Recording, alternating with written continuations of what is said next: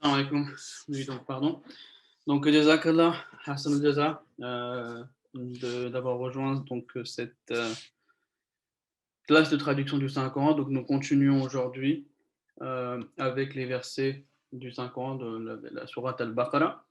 Donc, nous étions arrivés au verset Wa'idha laqul ladina amanu qalu amanna. Donc, comme vous savez, on est en train de parler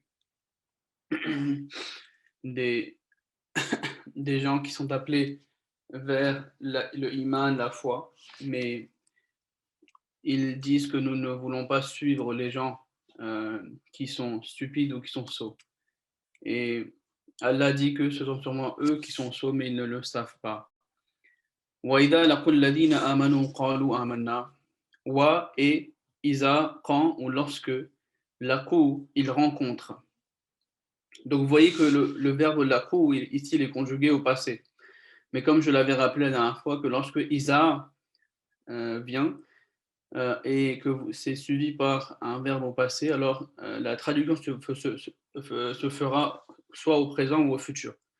Donc, waïda laqou, et lorsque laqou, il rencontre alladina, ceux, amanu, qui ont cru. Qalu, ils disent, ici, qalu, c'est aussi donc au passé, ils ont dit, mais ici, donc, compte tenant du verset entier, il sera traduit par ils disent, waïda laqou alladina amanu qalu amanna. Et lorsque la proue, il rencontre Allazina, ceux, Amanu, qu'ils ont cru, Qalu, ils disent Amanna, nous avons cru.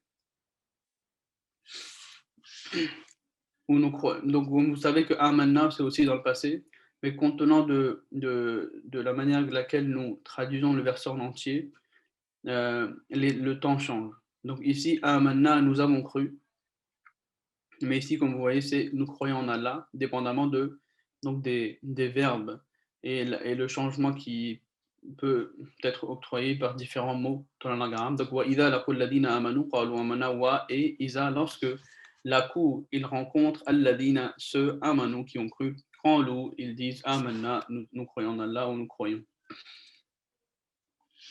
Wa idha khalaw ila shayatinihim wa et isa lorsque khalaw ils sont seuls ila shayatinihim avec leur meneur. Donc ici maintenant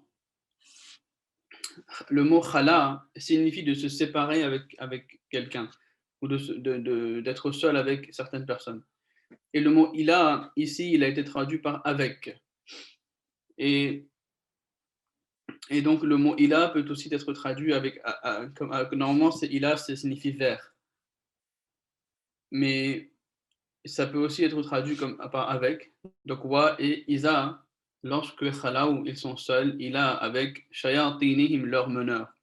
Maintenant, le mot shayatin, il vient du mot shaitan, qui signifie Satan. Et je voulais donc vraiment vous parler de ce mot qui revient souvent, hein. Et donc, le mot shayatin ici a été traduit par leur chef ou leur meneur. Donc, c'est aussi une façon en arabe de parler euh, de certains chefs qui opposent donc un prophète ou le message d'Allah. Donc, shayatin. Maintenant, le mot shaytan, soit il peut être tiré de la racine shatana, comme vous pouvez voir, si vous voyez mon curseur. Attendez.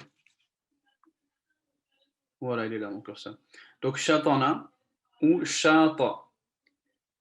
Donc, le mot shaytan, il peut être tiré soit du mot shatana ou shata. Shatana signifie il est parti loin. Par exemple, en arabe, on dit shatana dar, signifie la maison est loin. Et ça signifie aussi, il y a aussi en arabe, on dit shatana sahibahu. Il s'est opposé à son ami et il a dévié de son objectif. Donc on voit que shatana, ça signifie loin et ça signifie aussi de s'opposer à quelque chose et de dévier de son objectif ou qu'il voulait atteindre. Donc signifiant ainsi l'être qui est loin de la vérité. Donc Satan, c'est l'être qui est loin de la vérité lui-même, mais il pousse aussi les autres à s'éloigner. Donc voilà une des significations. Maintenant, si le mot shaitan est dérivé de shata, qui signifie aussi ihtaraqa, donc qui s'est brûlé, Shata fulanun signifie aussi qu'il a été détruit. Et shaitan ruhun sharirun, qui signifie aussi une âme mauvaise. Et al-hayya, shaitan, shata signifie aussi al-hayyatu, qui signifie un serpent.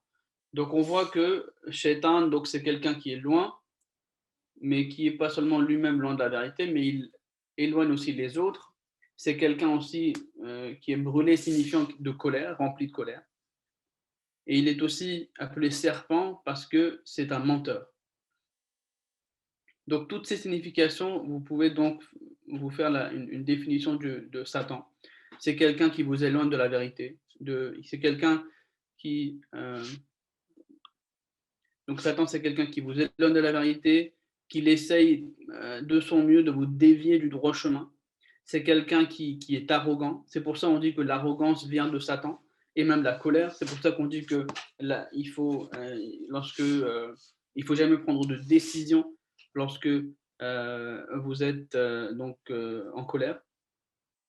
Et Shaitan, comme j'ai dit, dans le hadith, il est dit que Muhammad sallallahu alayhi wa sallam a dit que vous ne devez pas voyager tout seul ou à deux. Il faut être au moins à trois pour voyager. Et pourquoi? C'est parce qu'à l'époque de Mohammed sallallahu alayhi wa sallam, il y avait donc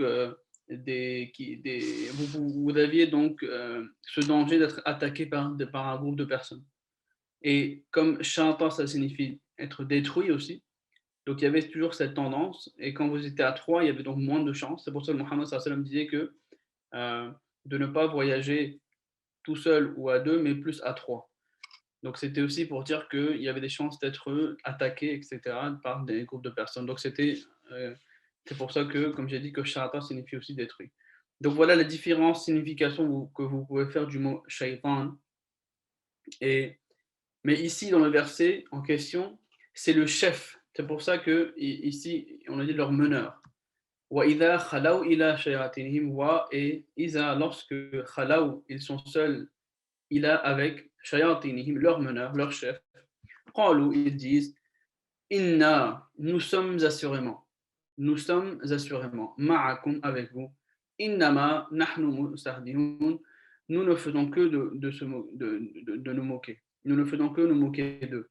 Maintenant, ici, vous avez innama, j'ai mis que, mais c'était plus pour faire référence à la traduction qui est faite au-dessus. Nous ne faisons que nous moquer d'eux. Innama signifie uniquement. Tout ce que nous ne faisons qu'uniquement se moquer d'eux. Innama, que ou uniquement nahnu, nous, mustahdi'un, ceux qui se moquent. Donc ici, le musulman Maoud, radiallahu ta'ala anhu, il fait part de quelque chose de très intéressant qui nous dit en fait le caractère, la beauté des croyants, mais aussi l'immoralité des gens qui étaient opposés à l'islam ou à la vérité. Par exemple, il dit que lorsque on regarde les versets, pardon, on voit que lorsque ces hypocrites ou ces gens allaient voir les croyants, ils disaient nous croyons en Allah et, et que nous ne voulons que la paix. Mais lorsqu'ils partaient vers leur chef ou leur meneur, ils disaient que nous étions seulement en train de se moquer d'eux. Nous ne sommes pas avec eux, en fait, nous sommes avec vous. Et il dit que cela vous montre en fait que les croyants ou les sahaba du prophète sallallahu alayhi wa sallam étaient des gens qui étaient purs d'âme. Et ces hypocrites savaient qu'ils ne pouvaient pas, qu'ils devaient qu'ils devaient se comporter d'une certaine manière pour s'attacher avec ces croyants. Donc, mais quand il est question de parler avec leur meneur, avec leur chef, ils savaient que s'ils leur disent que voilà, regarde, on était seulement en train de se moquer d'eux. Donc vous voyez ici en fait le caractère en fait des croyants et des gens qui sont loin de la vérité, qui sont loin d'Allah. Vous avez cette pureté d'âme vers les croyants. Donc la manière avec laquelle ces hypocrites se comportaient avec le deux groupes. Donc cela nous dit aussi que comment ces hypocrites-là savaient que même les croyants étaient purs d'âme. Allah dit Allahu yastahzi'u bihim. Allahu yastahzi'u bihim. Maintenant, le mot yastahzi'u, il a déjà utilisé dans le verset précédent, qui signifiait mustahdi'un, ceux qui se moquent. Maintenant, il s'est écrit Allahu yastahzi'u. Ici, il ne faut pas oublier une chose, que nous ne pouvons pas attribuer une signification à Allah qui est contre ces attributs d'Allah, ou contre qui vont tâcher son être. Maintenant, par exemple, ici, si on traduit par ici Allahu yastahzi, Allah se moque d'eux, Allah ne se moque jamais de personne. Mais la traduction qui a été faite, c'est qu'Allah les punira pour leur moquerie. Et le musulman Maud, radiyallahu ta'ala anhu, pour avancer, en fait, pour appuyer la signification qu'il a faite du fait que nous ne pouvons pas dire qu'Allah se moque des gens, il a fait part de certains versets du Saint-Coran pour nous montrer que, par exemple, dans la sourate Al-Baqarah, dans la même sourate, lorsque Moïse, alayhi salatu wassalam, il dit à son peuple et il leur ordonne d'immoler une vache, son peuple répondit: te moques-tu de nous? Et Moïse répondit: Allah me préserve d'être du nombre des ignorants. Ça veut dire que la moquerie, ce n'est pas quelque chose que l'on peut attribuer à Allah subhanahu wa ta'ala. Et donc, lorsque un verbe est utilisé pour l'être humain, il doit être utilisé de manière différente pour l'être d'Allah. Parce que Allah, déjà d'une, il n'a pas de lèvres au niveau physique, ou des bras, ou des mains, etc. Et une autre signification de yastahzi'u, c'est aussi de mentir. Et vous moquez aussi des gens en fait en ayant recours au mensonge, etc. Et donc, nous ne pouvons pas colporter un mensonge sur l'être d'Allah. Donc ici, la signification que l'on fait, c'est Allah yastahzi'u bihim, il les punira pour leur moquerie.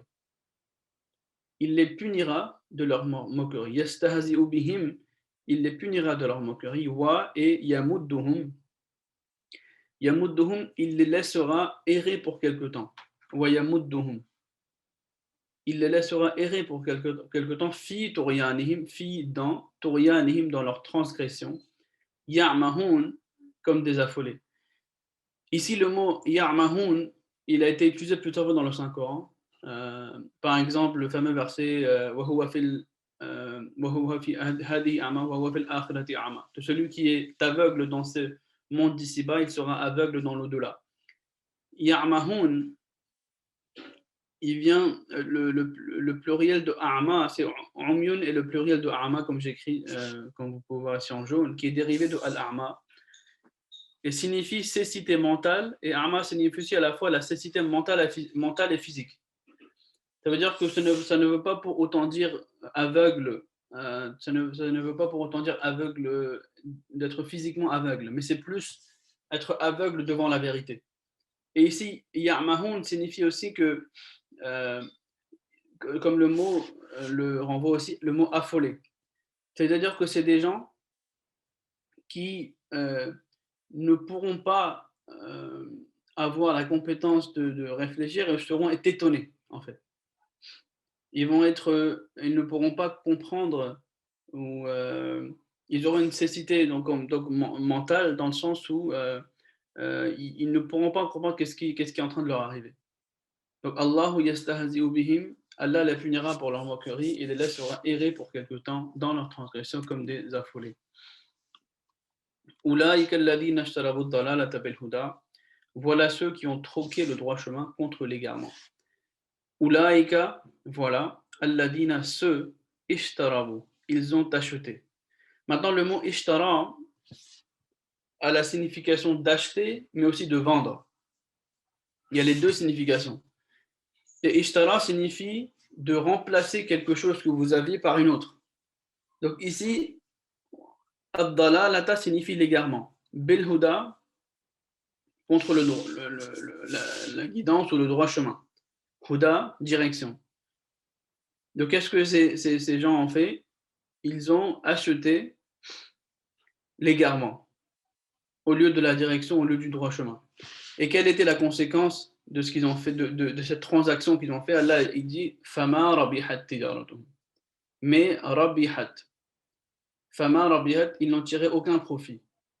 Tijaratuhum, leur transaction, leur commerce. Donc, comme c'était une transaction du fait qu'ils ont délaissé la hidayah, la direction, et ils ont choisi le ad-dalala, l'égarement, et le musulman explique que chaque humain, chaque être humain, lorsqu'il vient dans ce monde, chaque bébé qui vient dans ce monde, il est en fait musulman.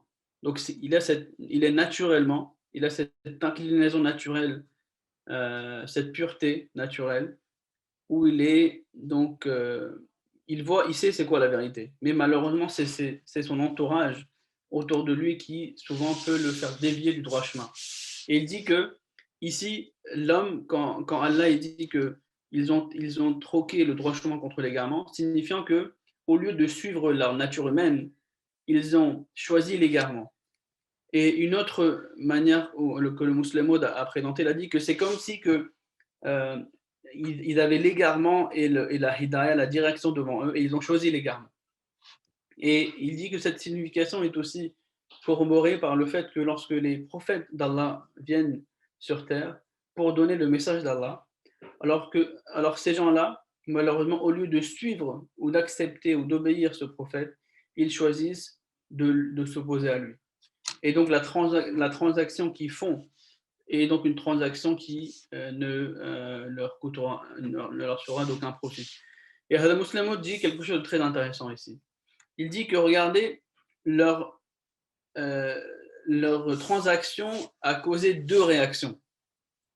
C'est-à-dire que comme ils ont choisi légalement au lieu de la direction, au lieu du droit chemin, il y a eu deux réactions. La première réaction, c'était Fama Rabihat Tijarat, qu'ils n'ont tiré aucun profit de leur transaction. Il dit que cela renvoie à une conséquence dans le monde d'ici-bas. C'est que ces gens vont être voués au, au mal, etc. Mais l'autre effet, l'autre conséquence, c'est qu'ils ne sont pas non plus guidés. Cela signifie que même au niveau spirituel, ces gens auront un effet négatif. Et donc, ils seront non seulement dans le mauvais, dans le monde d'ici-bas, mais même dans la spiritualité, ils vont avoir des problèmes et ils vont donc avoir une conséquence de leur spiritualité. Il dit de la même manière, lorsque vous faites une bonne action, vous allez observer la conséquence de cette bonne action dans le monde d'ici-bas. Donc vous serez heureux, vous aurez une certaine joie lorsque vous allez faire une bonne action. Mais de l'autre côté, Allah va vous accorder aussi la chance de faire plus de bonnes actions dans votre spiritualité.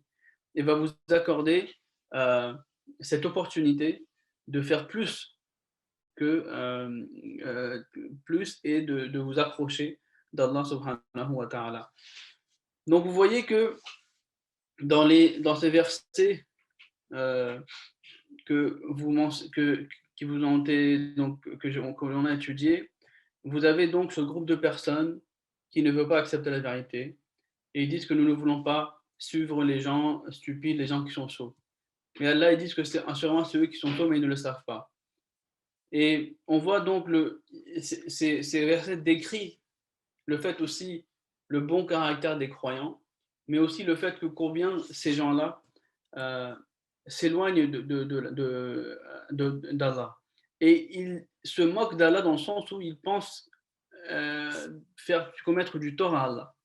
Mais ils n'arriveront pas, car la transaction qu'ils font est la mauvaise transaction. Et cette transaction va faire qu'ils vont jamais connaître le succès. Donc c'est quelque chose aussi à réfléchir pour nous, c'est que Allah nous a accordé ce message, qui est le Saint-Coran. Aujourd'hui, malheureusement, nous vivons dans des sociétés, nous vivons dans des sociétés,